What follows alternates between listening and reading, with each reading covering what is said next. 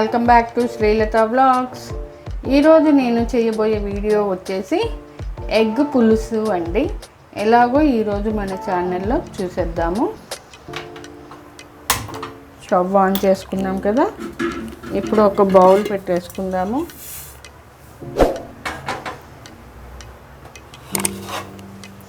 Bowl కొంచెం heat అవ్వనిద్దాం. కోడిగుడ్డు పులుసుకి సరిపడా ఆయిల్ వేసుకుందాము.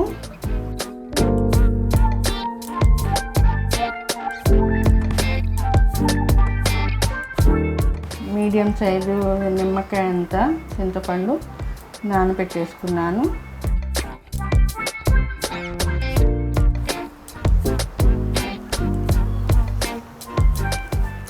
ఆయిల్ హీట్ అయింది.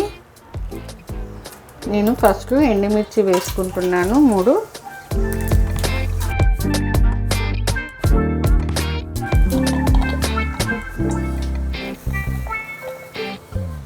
కొద్దిగా ఆవాలు,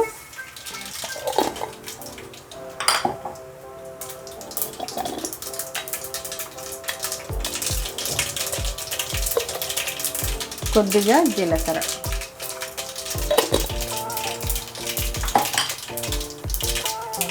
అలాగే 2 రెమ్మలు కరివేపాకు.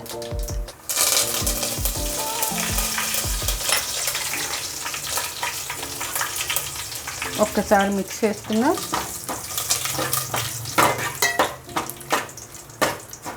తాలింపు వేగింది కదా, ఇప్పుడు 4 పచ్చిమిర్చి ముక్కలు,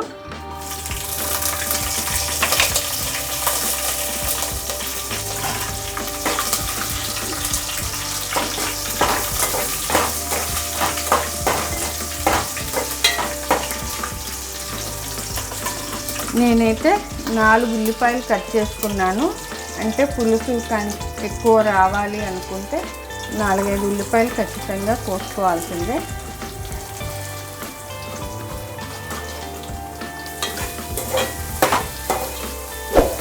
ఇప్పుడు ఈ ఆనియన్స్ కొంచెం మెత్తబడే వరకు ఇట్లనే ఆయిల్లో ఫ్రై చేసుకోవాలి.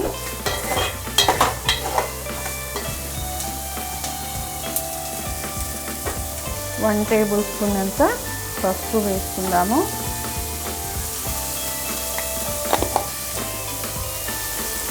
ఉల్లిపాయలు తొందరగా మగ్గాలంటే సాల్ట్ కూడా వేసుకోవాలి. టేస్ట్కి సరిపడా సాల్ట్ వేసుకుందాము.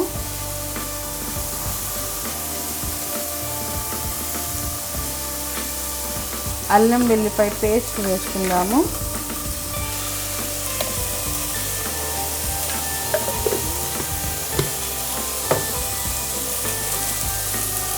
మరొకసారి బాగా మిక్స్ చేసుకుందాము.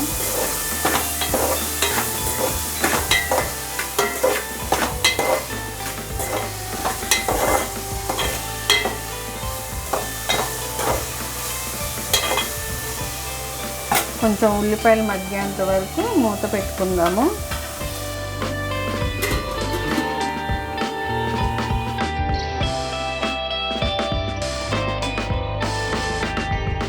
ఇలా మనం చింతపండు అంతా ఇలా పిసికేసుకున్నాం కదా వాటర్లో.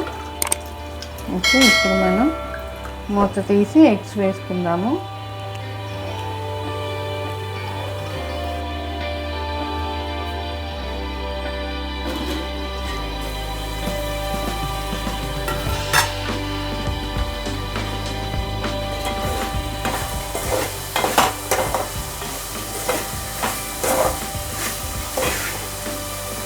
చూడండి, కొంచెం ఉల్లిపాయలు మగ్గాయి కదా, ఇప్పుడు మనం ఇందులోకి ఎగ్స్ వేసుకుందాము.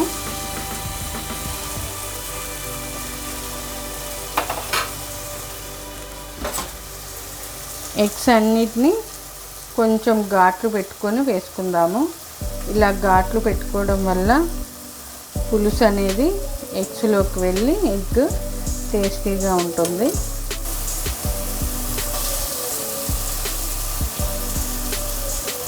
ఇప్పుడు ఒక 5 మినిట్స్ వరకు ఆయిల్లోనే ఎగ్స్ని ఇలాగా కలుపుకుందాము.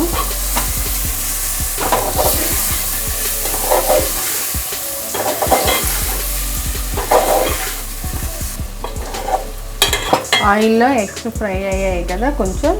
ఇప్పుడు మనం చింతపండు రసం వేసుకుందాము.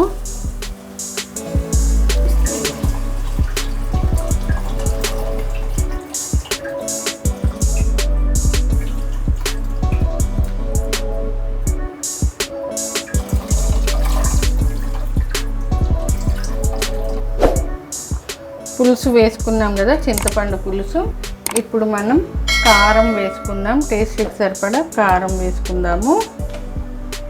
4-5 పచ్చిమిర్చి, ఎండుమిర్చి 2 వేసుకున్నాం కాబట్టి ఇప్పుడు కారం కొంచెం చూసి వేసుకోండి. నేను 2 టేబుల్ స్పూన్ అంతా వేసుకుంటున్నాను.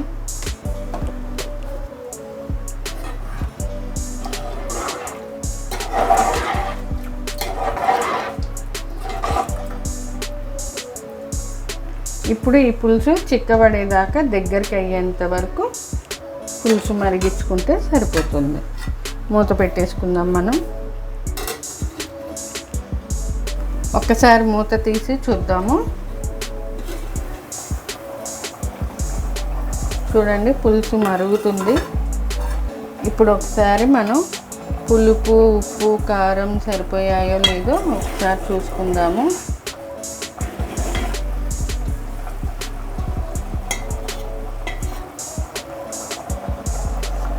ఓకే అండి, నాకైతే పర్ఫెక్ట్గా సరిపోయాయి.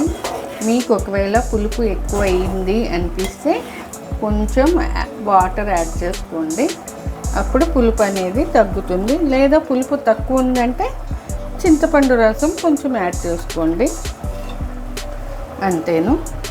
ఇప్పుడు మూత పెట్టుకొని మరొక 10 మినిట్స్ ఇలాగే పులుసు మరిగించుకుందాం. చూద్దామండి.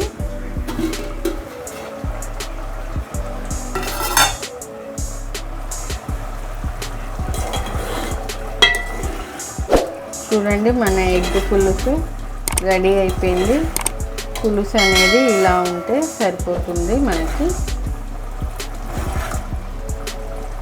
ఓకే, నేను స్టవ్ ఆఫ్ చేసేసుకుంటున్నాను.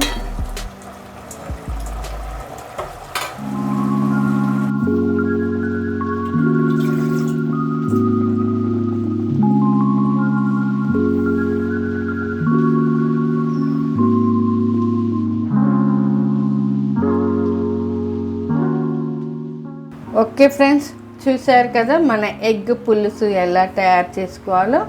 ఆలస్యం ఎందుకు, ఒకసారి ఇంట్లో ట్రై చేసి చూడండి. ఎలా వచ్చిందో నాకు కామెంట్ బాక్స్లో కామెంట్ పెట్టండి. మీకు నచ్చినట్లయితే లైక్ చేయండి, షేర్ చేయండి, కామెంట్ పెట్టండి. నా ఛానల్ని తప్పకుండా సబ్స్క్రైబ్ చేసుకోండి.